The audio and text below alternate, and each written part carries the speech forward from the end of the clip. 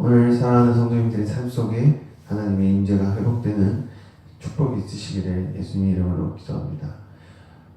오늘 이 기도에 참석하신 서로에게 격려와 축복의 메시지 카톡방에 남겨주시면 채팅창에 남겨주시면 감사하겠습니다. 오늘 주일 새 한 주를 맞이해서 살펴보길 원하는 말씀은 베드로후서 3장 말씀입니다.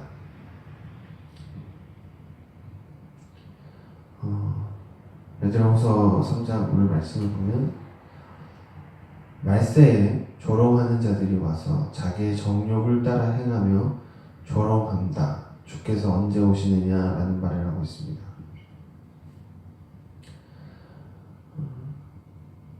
그런데 오늘 베드로서라고 말하는 것은 주께는 하루가 천년 같고 천년이 하루 같고 또 그분이 오시는 것은 더딘 것이 아니라 우리 때문에 오래 참으시고 다 회개하기를 원하신다라고 되어 있습니다.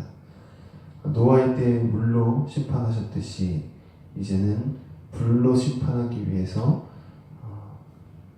하나님께서 기다리고 계시다는 것입니다. 지난주에 저에게 주셨던 메시지는 저희 교회 성도님들 중에 불못을 갈 분들이 계시더라고요. 불못이 얼마나 무서운지에 대해서 조금 다들 너무 실감을 못 하시는 것 같아서 하나님께서 그걸 전하라는 마음을 주셨습니다. 불못은 어떤 사람들이 들어갈까요? 불못이 무서운 줄 모르는 사람들이 들어갑니다.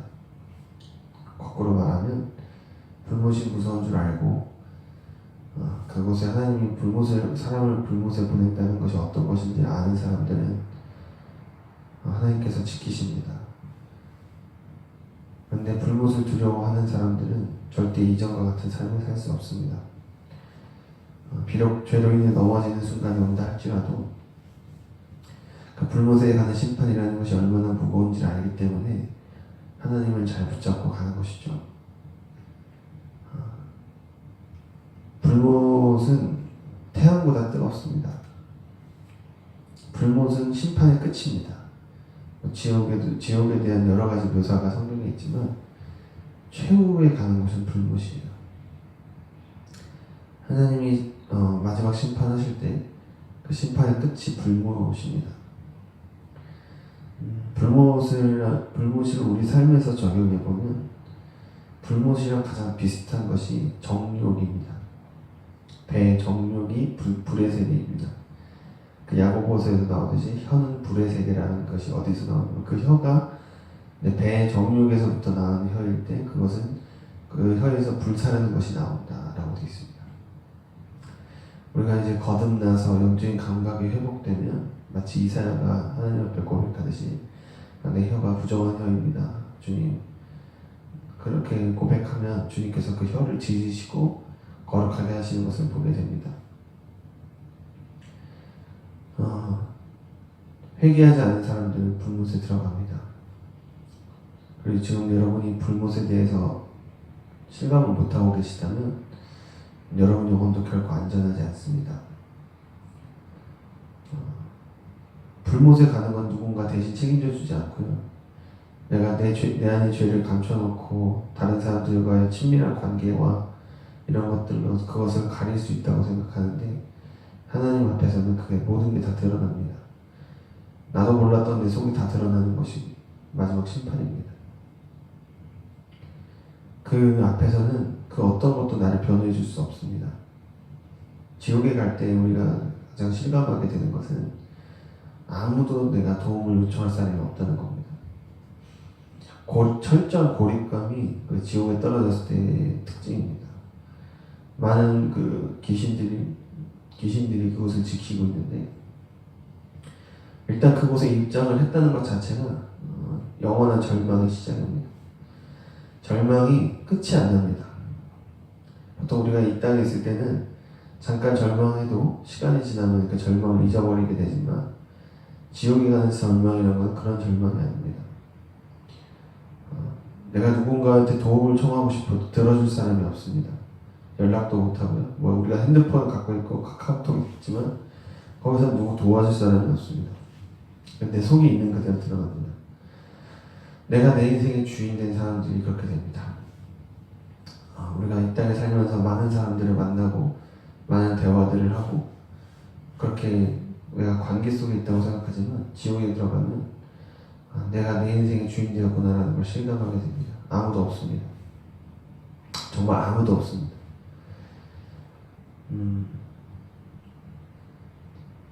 그리고 하나님의 이름을 부르고 하나님께 도와달라고 외쳐도 전혀 들리지 않는 듯한 그런 관계입니다.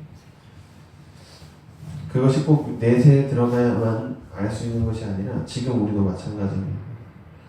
내가 정말 아무도 없을 때 하나님을 깊이 만나고 있으니까 아무도 의지할 리가 없을 때 정말 하나님은 나의 피난처가 되십니까? 우리가 죄 가운데 있으면 다른 사람들을 하나님보다 의지하게 됩니다. 죄의 문제를 해결하지 않고 사람들을 만나러 교회에 오게 되는 것이죠. 그러면은 교회 안에는 그 해결되지 않은 죄덩어리가 계속 돌아다니게 됩니다. 죄는 내가 스스로 주인된 것입니다. 자기가 주인이라고 생각하는 것이죠. 많은 활동들을 하고 많은 이야기들을 하고 심지어 그것이 교회 일이라 할지라도 내가 내 인생의 주인된 자리에서 한 발자국도 나오지 않는다면 그것은 여전히 불못에 갈 상태인 것입니다. 그래서 여러분 정말 불못이 두렵다면 하나님께 구하십시오. 하나님께서 불못이 어떤 것인지를 알게 하실 것입니다. 그럼 감사하십시오. 그분이 여러분의 기도를 듣고 계시다는 것이기 때문입니다.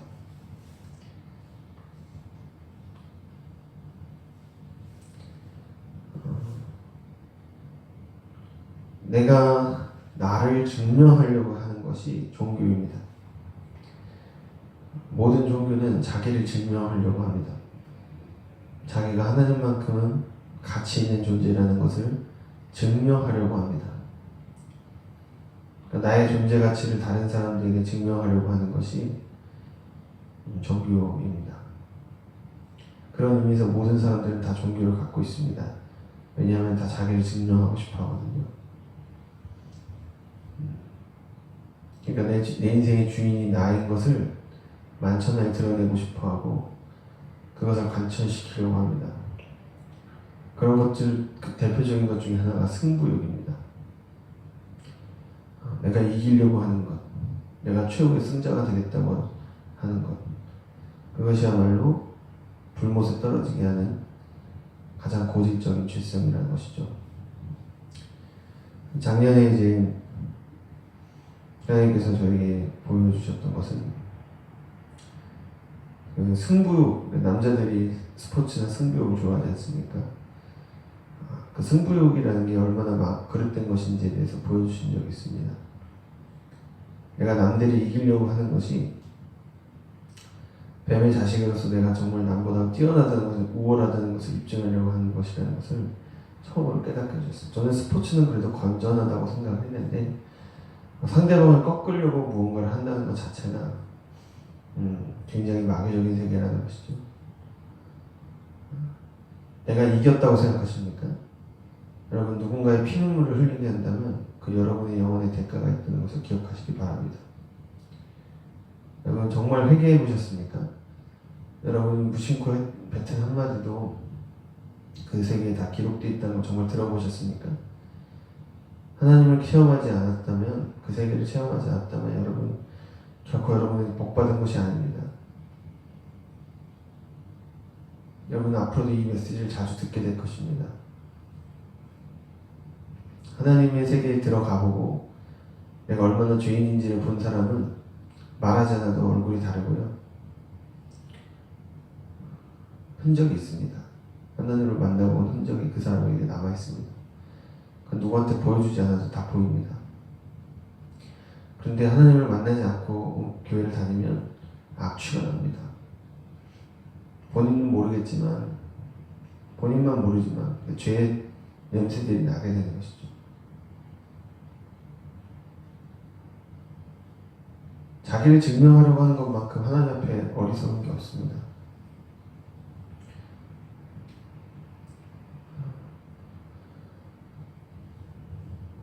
내가 아무것도 모른다는 뜻이거든요.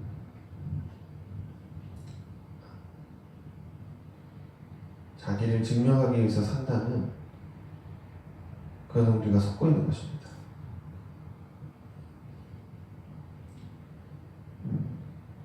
그런 마음을 주시더라고요.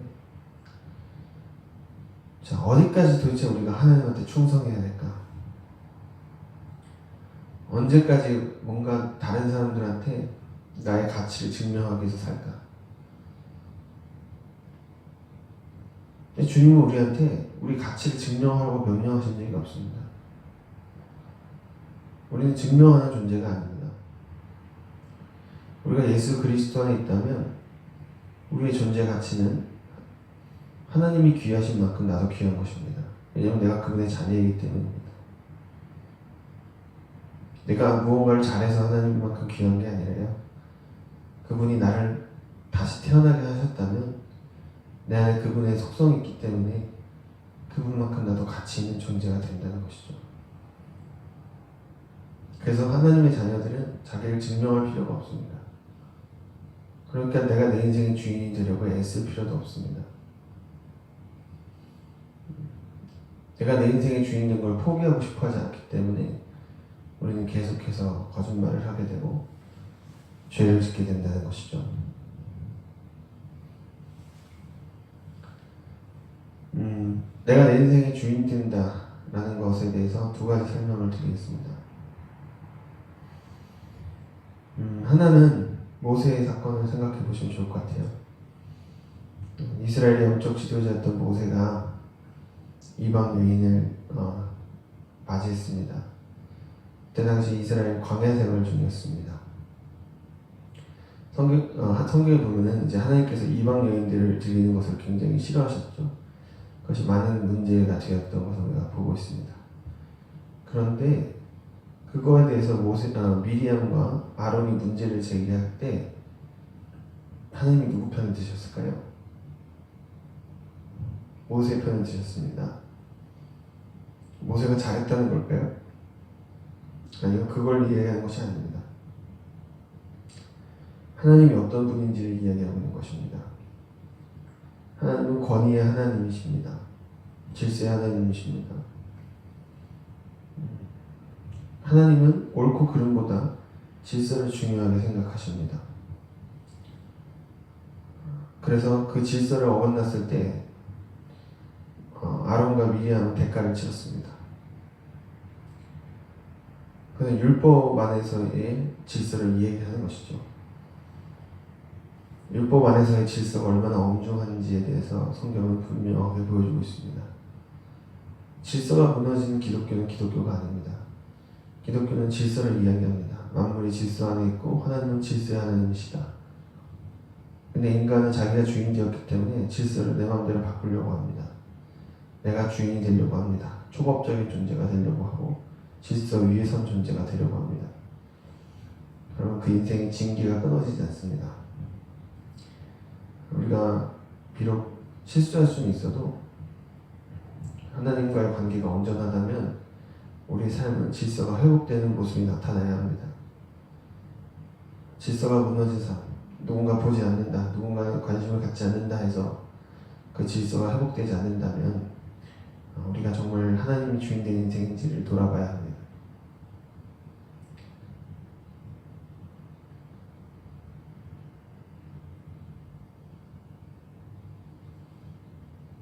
남들이 알아주지 않고 남들이 보여주지 않는다고 해서 내 믿음도 없어진다면 그건 진짜 믿음이라고 할 수 없는 거죠. 아무도 알아주지 않고 아무도 관심 가져주지 않아도 하나님과의 관계가 살아있어야 합니다.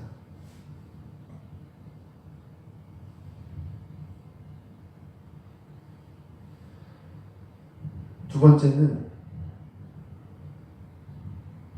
예수 그리스도입니다. 예수 그리스도를 우리가 정말 믿고 있다면 우리는 그분께 나를 맡기게 됩니다.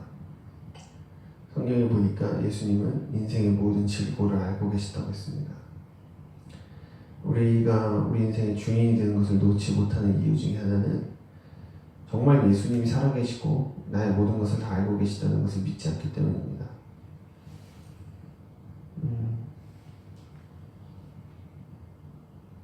주님을 교회에 가둬놓고 사는 것이죠. 교회의 추상적인 존재로 생각하는 거죠. 문화 정도로 생각하는 겁니다. 인격으로 생각하지 않습니다. 인격으로 받아들이지 않습니다. 주님이 내 안에 있는 분이 아니라고 느끼고 삽니다. 교회에만 계시는 분이라고 생각하는 거죠. 여러분, 예를 들어서 만약에 어떤 누군가가 성폭행으로 피해를 당했다고 생각해 보십시오. 그러면은 우리가 일반적으로 생각하기에는 그 사람은 피해자입니다. 너무나 큰 피해자죠. 불쌍한 사람입니다. 약자입니다. 그런데 물론 이제 하나님은 항상 약자의 편이시고 그것을 갚아주시는 분이지만 좀 본질적으로 보면 우리가 피해의식을 갖고 사는 것은 피해의식의 세계를 경험하는 것은 그것은 하나님의 세계가 아닙니다. 그러니까 내가 누군가한테 가해를 가하는 것도 하나님의 세계가 아니지만 내가 누군가한테 피해를 받았다는 것도 사실은 하나님의 세계가 아닙니다.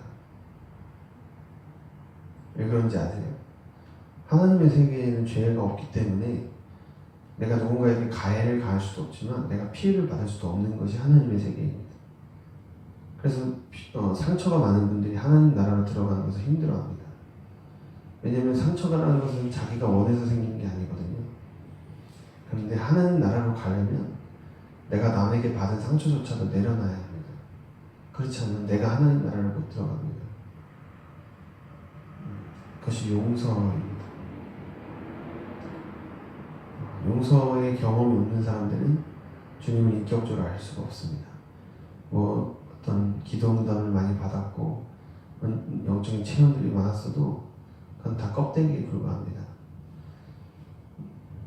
내가 두 가지입니다. 용서하고 사죄하고 화해하고 두 가지인 거죠. 그러니까 그 용서하고 화해하고 이러한 것들이 내 안에 인격적으로 일어나지 않으면 교회 와도 껍데기의 신앙을 살게 됩니다. 문 앞에 왔는데 문 안에 못 들어가는 인생이 그 마태복음에 나오는 이야기가 교회 안에서도 그대로 펼쳐지게 됩니다. 하나님의 임재 안으로 들어가지 못하고 그 밖에 계속 맴돌게 됩니다.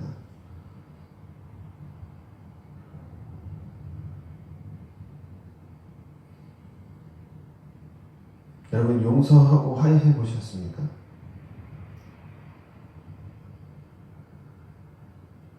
시인해 보셨습니까? 하나님 앞에 시인해 보셨습니까? 또 사람들 앞에 시인해 보셨습니까? 그 두 가지가 같이 갈 때 비로소 우리 마음의 문이 열리게 됩니다. 때로는 내가 내 인생의 주인이 되면 내가 용서하고 싶은 사람만 용서하고 용서할 수 없는 사람은 따로 있게 될 수도 있어요. 그런데 하나님 나라로 들어가려면 내가 가해자건 피해자건 그 모든 것을 넘어설 수 있어야 됩니다. 근데 그 진정성은 하나님만 아십니다. 정말 내가 그 입으로 고백하기 어려운 그 고백들을 하나님 앞에 했는가? 다른 사람 앞에서 정말 그 고백을 할 수 있을 만큼 내 마음이 낮아져 있는가? 주님은 그것을 보십니다. 그래서 결국 마음이 낮아질 수 있냐는 것입니다. 마음이 높아진 사람은 사과하지 않습니다. 화해하지 않습니다. 시인하지 않습니다. 용서하지 않습니다. 그리고 마음이 높아진 사람은 자기 자신을 용서하지 못합니다. 자기 자신을 용서하지 못하면 자기 자신을 증명하려고 합니다.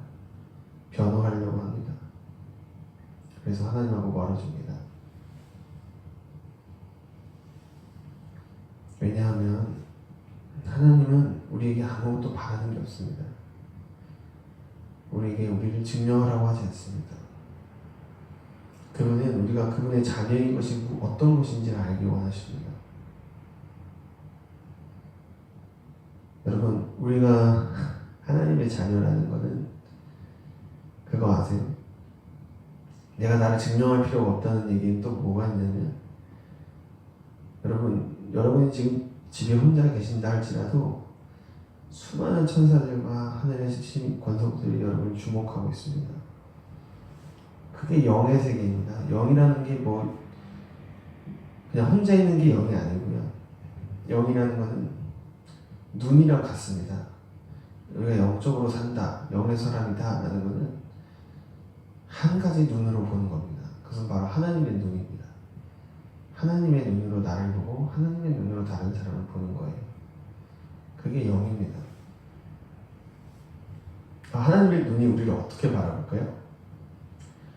그것이 아까 말했던 대로 내가 용서하고 사죄하고 시인하지 않으면 하나님의 눈이라는 게 뭔지를 알 수가 없습니다.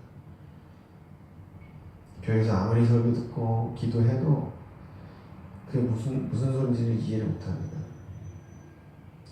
하나님의 마음의 눈으로 나를 보게 되고 그러면 다른 사람들을 볼 수 있게 됩니다. 하나님은 사랑이십니다. 하나님은 우리를 사랑하십니다. 그 눈으로 그분은 우리를 보고 계십니다. 하나님이 하나님 자신을 보시듯이 우리를 보십니다. 그게 자녀입니다. 그러니까 우리의 존재 가치는 이 세상의 가치로 매길 수가 없는 것입니다. 내 존재 가치를 돈으로 증명하려고 하고 남들의 인정과 부러움과 명예와 질투로 내 가치를 인정받으려고 하는 것 자체가 지금 전혀 하나님을 모르고 있는 것이죠.